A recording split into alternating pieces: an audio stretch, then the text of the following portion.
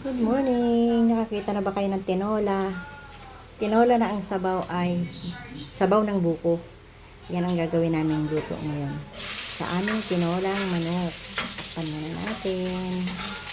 Ito ang sayote at talbos ng sili. Yan, nililisa na ang sibuyas.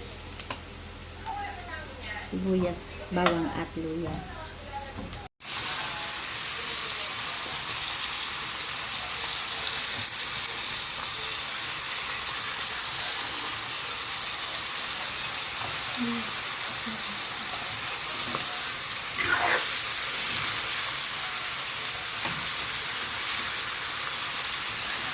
Tawag sa amin yan, yung anong sangkot siya.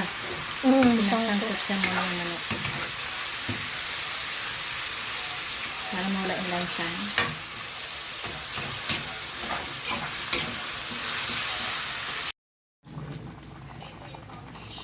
Sayote. Tapos may talbos siya na sili, no? Tinola na ang sabaw ay buko. Ayan na ang sabaw ng buko.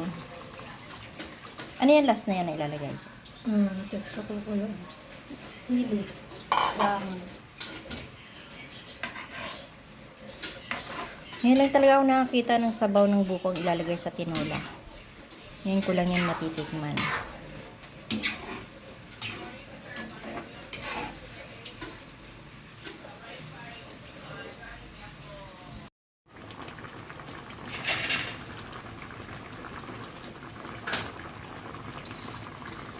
Saan mo na anuhan yung talbos ay yung tinola na sabaw ng buko ang inilalagay?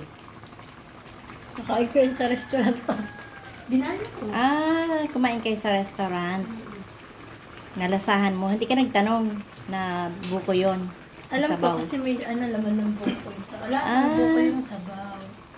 Tapos yan, may laman din ng buko yan. Tapos sinerch ko na siya. Meron din. Dapat talaga meron.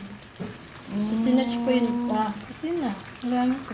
Tinola lang siya. Nagkaroon ako ng idea. Ang sabang ito. Pwedeng tumikim. Tignan mo na ito. Atin namang kitikman ang tinola na sabaw ay buko. Sabaw ng buko. Tikman natin. Luto na yun.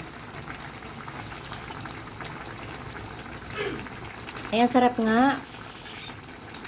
Matamis yung sabaw nito, diba? Matamis-tamis. Ang sarap.